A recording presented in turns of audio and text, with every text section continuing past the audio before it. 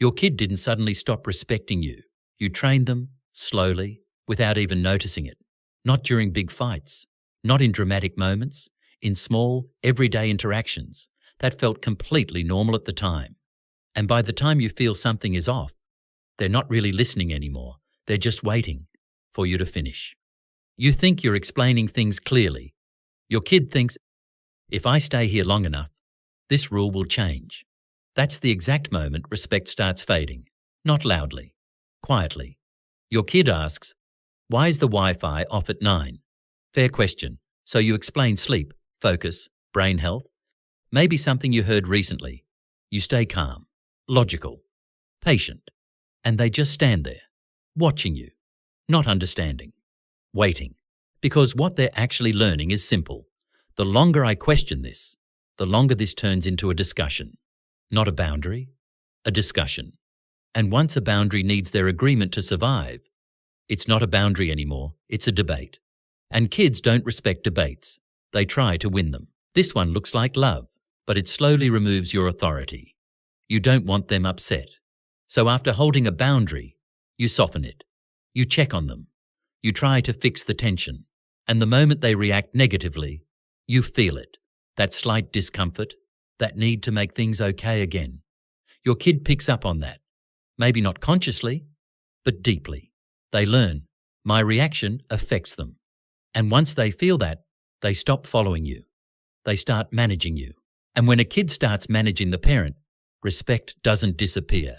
It gets replaced with leverage. Do that again and we're leaving. You're not leaving. Keep this up. No party. That party is already planned. They know it before you even finish speaking. Kids are incredibly good at spotting one thing, whether your words actually lead to action. And when consequences don't happen, they stop reacting to what you say and start calculating what you'll actually do. A small consequence you follow through on will always beat a big one you don't, every time. Monday, no phones at dinner, you mean it. Wednesday, your phone is out. Work, to you, it's justified.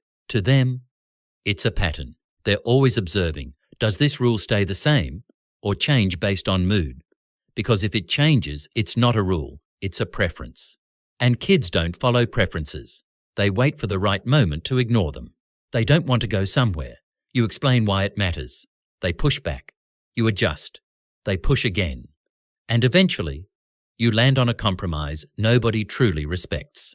But here's what just happened. The rule didn't get clearer.